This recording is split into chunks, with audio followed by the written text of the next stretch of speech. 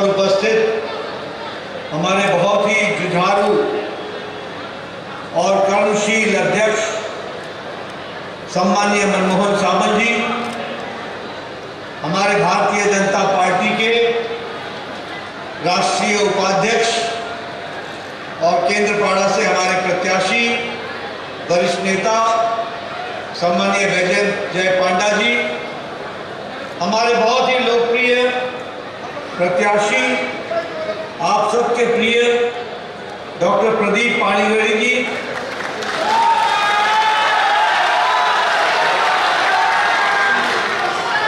विप्लव देव जी पूर्व मुख्यमंत्री त्रिपुरा और हमारे साथी, मनोरंजन दयाल सामंतरी जी विधायक के प्रत्याशी, के अनिल कुमार जी हमारे प्रत्याशी, कृष्णा नायक जी, विभूति जैना जी,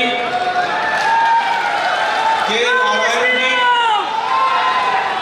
हमारे सम्मानित मंच और यहाँ इतनी बड़ी संख्या में एकत्र आए देवी और सज्जनों, मेरे युवा साथी और मीडिया के मेरे साथी, प्रिंट मीडिया और इलेक्ट्रॉनिक मीडिया के मेरे साथी, सबसे पहले तो मैं यहाँ जब आया हूँ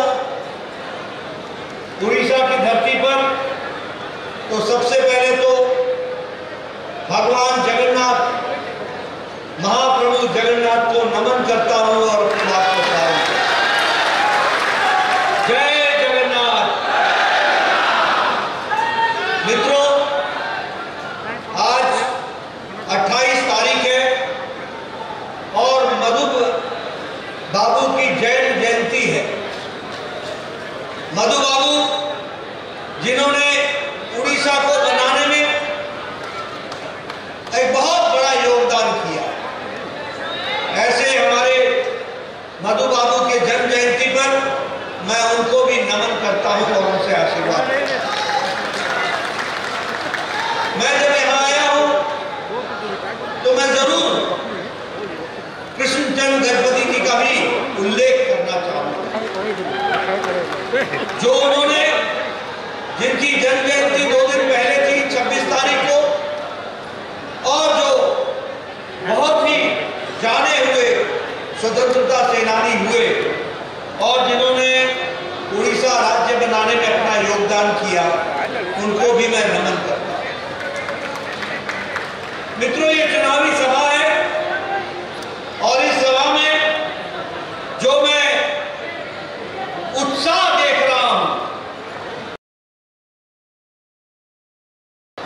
ऊर्जा देख रहा हूं, खुशी देख रहा हूं और जो मैं तालियों की गड़गड़ा, वो मुझे स्पष्ट कर रही है कि आपने डॉक्टर प्रदीप पाणिग्राही और सभी हमारे 5 विधायकों को चुनाव जिताने का मन बना लिया है। इसके लिए आपको मैं विशेष करके बधाई देता हूं। मित्रों, ये चुनाव का माहौल है।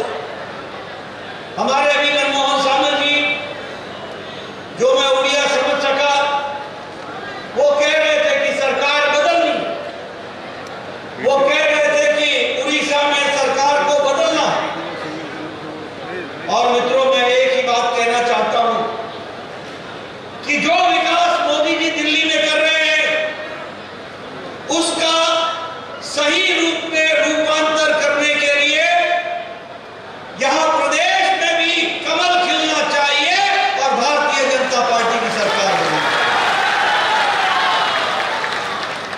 मित्रों, मोदी जी ने भारत की राजनीति की संस्कृति को, तौर तरीके को, रंग ढंग को और जिसे हम कहें परिभाषा को, सब कुछ बदल दिया।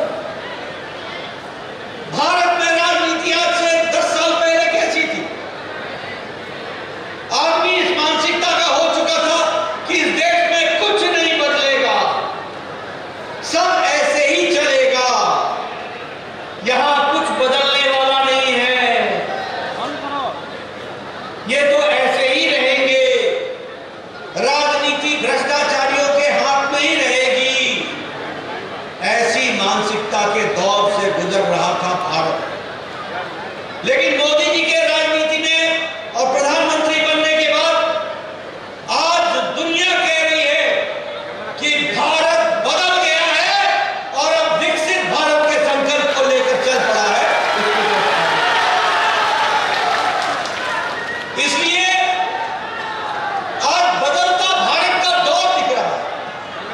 लोगों में उत्साह है। ये सिर्फ प्रदीप पाणिग्राही जी को चुनाव जिताने का नहीं है, ये सिर्फ के अनिल कुमार को जिताने का नहीं है, ये सिर्फ कृष्ण कुमार नायर को जिताने का नहीं है, ये विभूति जेना को जिताने का ही नहीं है, ये के नारायण को चुनाव जिताने का नहीं है। यह चुनाव मोदी जी के नेतृत्व में विकसित भारत के संकल्प को पूरा करने का चुनाव है और उड़ीसा को आगे बढ़ाने का चुनाव है। पहले राजनीति होती थी जाति के आधार पर, धर्म के आधार पर, मजहब के आधार पर, इलाके के आधार पर, लेकिन मोदी जी ने भारत की राजनीति विकासवाद से जोड़ दी और विकास की तरफ ले गए, देश को आगे बढ़ाने का काम किया।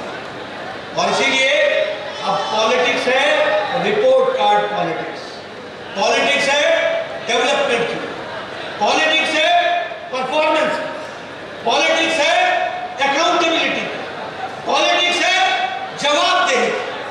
ये अगर किसी ने इस परिभाषा को लागू किया है तो प्रधानमंत्री नरेंद्र मोदी जी के नेतृत्व ने इसको लागू किया। यह भी है। आज मित्रों, आपको खुशी होगी, हमारे दो वरिष्ठ नेता यहां बैठे हैं, वैजयंत पांडा जी और प्रताप मनमोहन शामिल, दोनों अर्थनीति के बारे में गहरा ज्ञान रखते हैं। सारी दुनिया की अर्थनीति कोरोना के चपेट में आने के बाद और यूक्रेन के युद्ध के कारण आज सारे देशों की इकोनॉमी और अर्थनीति गड़बड़ा गई। लेकिन मोदी जी के नेतृत्व में आज अगर किसी को चमकता हुआ सितारा दिखता है तो वो भारत की अर्थनीति दिखती है, ब्राइट स्पॉट दिखता है तो भारत की। आपको जानकर खुशी होगी कि आज भारत पिछले 10 सालों में 11वें नंबर की अर्थव्यवस्था थी, 11वें नंबर की अर्थव्यवस्था, लेकिन मोदी जी के नेतृत्व में लंबी छलांग लगाकर आज भारत, ब्रिटेन, जिस ब्रिटानिया ने हमको 200 साल राज किया, उस ब्रिटानिया को पछाड़कर भारत आज 5वें नंबर की अर्थव्यवस्था बन गया है। और मित्रों, पाणिग्राही जी को चुनाव जिता के भेजना, उड़ीसा से सभी सांसदों को चुनाव जिता के भेजना, मोदी जी तीसरी बार और भारत तीसरी आर्थिक शक्ति बन जाएगा, तीसरी सबसे बड़ी आर्थिक। आज दवाइयों में, मेडिसिन के मैन्युफैक्चरिंग में भारत आज दूसरे नंबर पर दुनिया में खड़ा है। सबसे सस्ती और सबसे असरदार दवा आज भारत बनाने लगा। दुनिया की डिस्पेंसरी बन गया भारत, दुनिया की डिस्पेंसरी। 128% हमारा एक्सपोर्ट बढ़ गया। और ऑटोमोबाइल में गाड़ियां बना रहे, आपने सुना होगा बचपन में जापान की गाड़ियां, जापानीज टोयोटा, डैटसन। आज भारत जापान को पछाड़कर ऑटोमोबाइल मार्केट में और मैन्युफैक्चरिंग में भी भारत आज तीसरे नंबर पर आकर के खड़ा हो गया, तीसरे नंबर। पेट्रोकेमिकल्स में हम आगे बढ़ गए, 106% हमारा एक्सपोर्ट बढ़ गया। और अगर हम कहें मोबाइल में, तो मैं बार बार लोगों को कहता हूं, आप सबके हाथ में मोबाइल है ना? सबके हाथ में मोबाइल है ना? आज से 10 साल पहले इस मोबाइल पे लिखा होता था मेड इन चाइना, इस मोबाइल पे लिखा होता था मेड इन ताइवान, आपके मोबाइल पे लिखा होता था मेड इन कोरिया, आपके मोबाइल पे लिखा होता था मेड इन जापान। आज आपके मोबाइल पे लिखा हुआ है मेड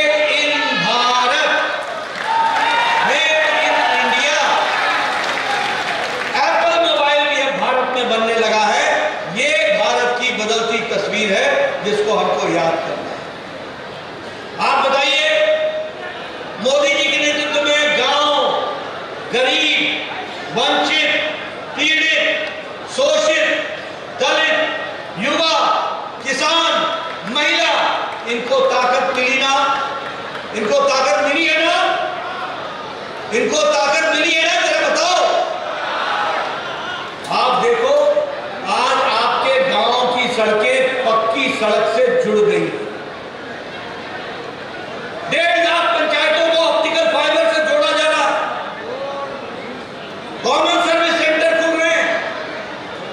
यहां हमारे बैजक पांडा जी लंबे समय से सांसद रहे, मनमोहन शाह लंबे समय से विधायक रहे, मनमोहन जी आप मंत्री भी रहे। आप बताइए, आज से 20 साल पहले एक पंचायत के विकास के लिए 2.5 से 3 लाख रुपए मिलता था साल का। आज एक पंचायत को मोदी जी के राज में 3 से 5 करोड़ रुपए विकास के लिए मिल रहे हैं और बदलते भारत के साथ खड़ा है। इसलिए विकास के दृष्टि से आज 55,000 नेशनल हाईवे की सड़कें बन गई। 55,000, 51,886 हमारे रेलवे की लाइनें बन गई। और जब मैं गरीब की बात करता हूं तो प्रधानमंत्री गरीब कल्याण अन्न योजना, यानी 80 करोड़ लोगों को मोदी जी 5 किलो गेहूं या 5 किलो चावल और 1 किलो दाल मुफ्त हर महीने दे रहे हैं, हर महीने। और उड़ीसा में 3 करोड़ 20 लाख लोगों को यह दिया जा रहा है। 3 करोड़ 20 लाख लोगों को प्रधानमंत्री किसान सम्मान निधि। कभी आपने सोचा था कि किसान को कोई पैसा देगा, कोई उनका समर्थन करेगा? कभी सोचा था? आज प्रधानमंत्री किसान सम्मान निधि में मोदी जी सीधा 11 करोड़ 78 लाख किसानों के खाते में हर चौथा महीने में 2,000 रुपए सीधे उसके खाते में डाल रहे हैं और लगभग 2-2.25 लाख करोड़ रुपए डाल दिया गया।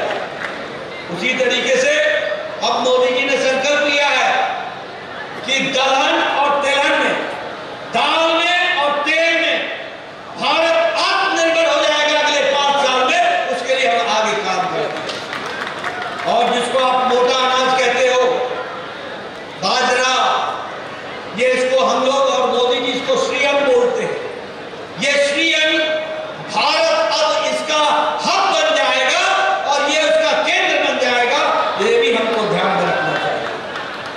मैं यहां आपसे ये भी बताना चाहूंगा कि उज्ज्वला योजना में लगभग 10 करोड़ बहनों को गैस का कनेक्शन दिया गया और 53,000 लोगों को, 53 लाख लोगों को यहां उड़ीसा में गैस का कनेक्शन दिया गया और गंजाम में 27,000 लोगों को गैस का कनेक्शन दिया गया। इस तरीके से काम किया।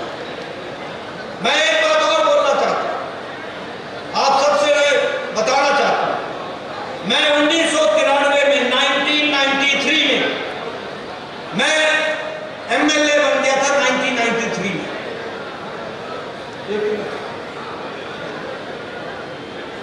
1993 में एमएलए बन गया और उस समय मेरा वीडियो मेरे पास आकर कहता था, नड्डा जी आप बताओ, आप इंदिरा आवास योजना में इस साल आपको एक पंचायत में 2 घर मिले हैं। इंदिरा आवास योजना 2 घर किसको देने हैं, किसको दिया जाए? मैं हंसते हंसते बोलता था, भैया तू ही रख ले, मैं कहां बांटूंगा? एक अनार 100 बीमार कहां बांटूंगा? लेकिन तस्वीर बदली। मोदी जी भारत के प्रधानमंत्री बने। पिछले 5 सालों में 4 करोड़ मकान बना करके पक्के मकान दिए गए। 4 करोड़।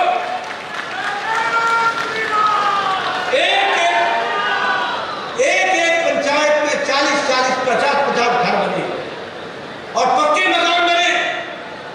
ड्राइंग रूम अलग, बेडरूम अलग, किचन अलग, टॉयलेट अलग, किचन के साथ गैस का कनेक्शन और साथ में कोर्टियार्ड। ऐसे पक्के मकान 4 करोड़ बने हैं। और आप हमारे प्रदीप पाणिग्राही जी को भेजना, अगले 5 साल में मोदी जी 3 करोड़ घर और बनाएंगे।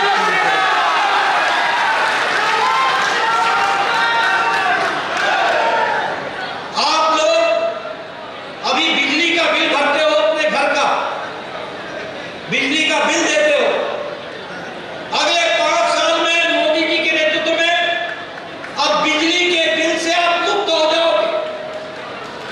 स्कीम प्रधानमंत्री जी ने चलाई है जिसका नाम है पीएम सूर्य घर मुफ्त योजना।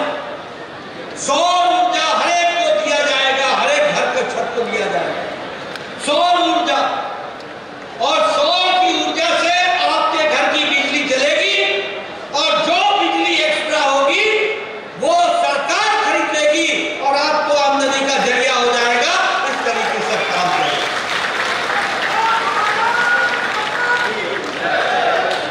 मुझे बीजू पटनायक जी की सरकार से एक बात की बहुत बड़ी नाराजगी है और मुझे दुख है कि प्रधानमंत्री मोदी जी ने इस देश के 10 करोड़ 74 लाख लोगों को, 10 करोड़ 74 लाख परिवारों को, जिसका आंकड़ा बैठता है 55 करोड़ लोग और बिल्कुल गरीब लोग जो काम के बांधने से जाने जाते हैं।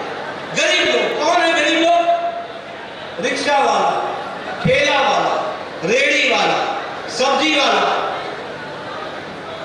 माल ढोने वाला, हमारा बस का ड्राइवर, बस का क्लीनर, बस का कंडक्टर, ट्रक का ड्राइवर, ट्रक का cleaner, lift man operator, auto driver, हमारा ठेला चलाने वाला, कूड़ेदान से प्लास्टिक इकट्ठा करने वाला, बाल काटने वाला, ऐसे गरीब लोगों को मोदी जी ने आयुष्मान भारत में 5 लाख रुपए सालाना गंभीर बीमारी के इलाज के लिए पैसे दिए, 5 लाख। लेकिन मुझे दुख के साथ कहना पड़ता है कि 10 करोड़ 74 लाख परिवार में वो 68 लाख उड़ीसा के लोग नहीं हैं। उनको हमारे नवीन बाबू ने वंचित रखा है, आयुष्मान भारत को लागू नहीं होने दिया है। आप बताइए, ऐसी सरकार को आगे रहने देना है क्या? रहने देना है क्या? आप सरकार बदलेंगे ना? आप सरकार बदलेंगे, हमारे 5 कैंडिडेट को जिताएंगे और आयुष्मान भारत यहां भी लागू हो जाएगा। उसी दिन इस बात को आप ध्यान रखें।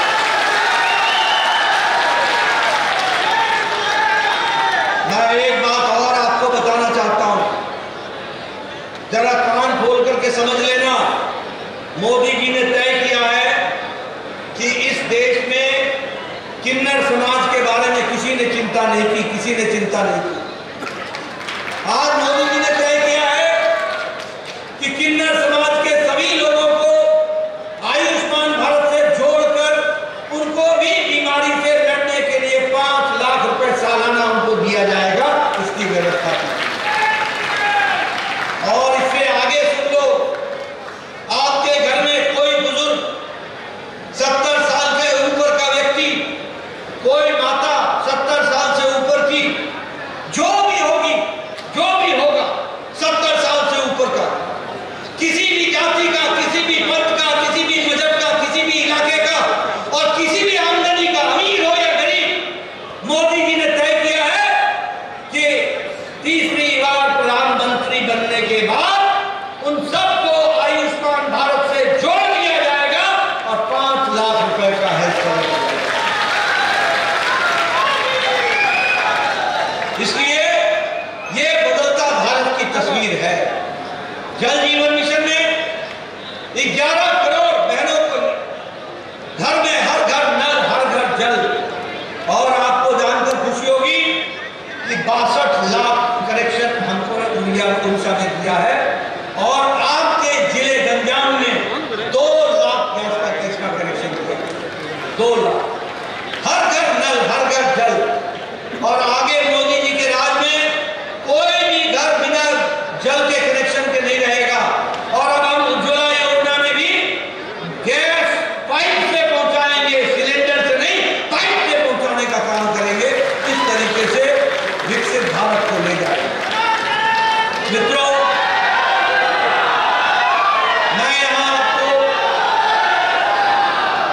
मित्रों, मैं यहां आपको यह भी बताना चाहता हूं कि इस विकास के साथ साथ आपको विपक्ष की सरकार होने के बावजूद भी मोदी जी ने यहां आपको आर्थिक दृष्टि से देने में कोई भी कमी नहीं छोड़ी है।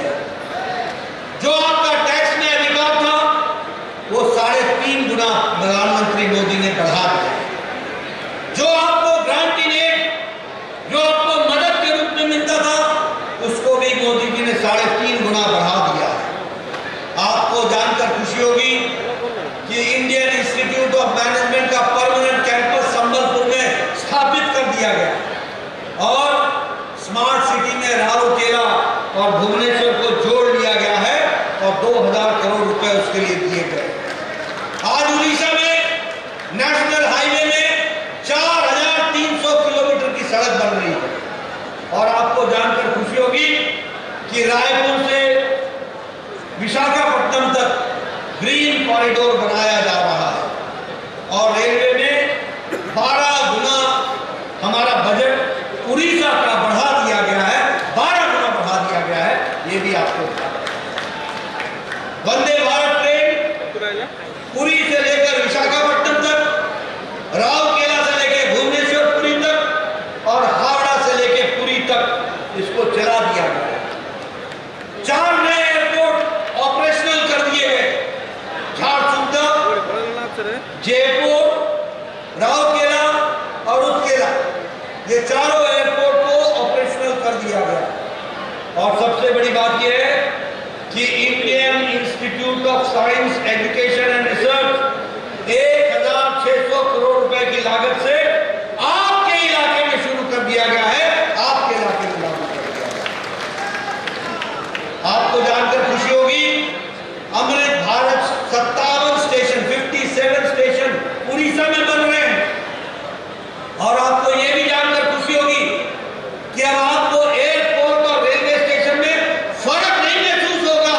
वर्ल्ड क्लास का एयरपोर्ट बन रहा है तो वर्ल्ड क्लास का रेलवे स्टेशन भी बनेगा और उसको आगे बढ़ाएगा। अभी 25 रेलवे स्टेशन बन रहे हैं, 550 करोड़ रुपए उसके लिए अलॉट कर दिया गया। इसलिए मित्रों, हम आपसे निवेदन करने आए कि आप प्रदीप कुमार पाणिग्राही जी को, जो लंबे समय से पॉलिटिक्स में हैं, लगभग 30 साल से समाज से जुड़े हुए हैं, सादे स्वभाव के लिए जाने जाते हैं, सबको साथ लेकर चलते हैं, इसलिए इनको आप चुनाव जिताइए। बोलिए, इनको चुनाव जिताएंगे ना? जोर से बोलिए, जिताएंगे ना? धन्यवाद। और इसके साथ साथ छतरपुर से कृष्णचंद्र नायक को आप चुनाव जिताएंगे।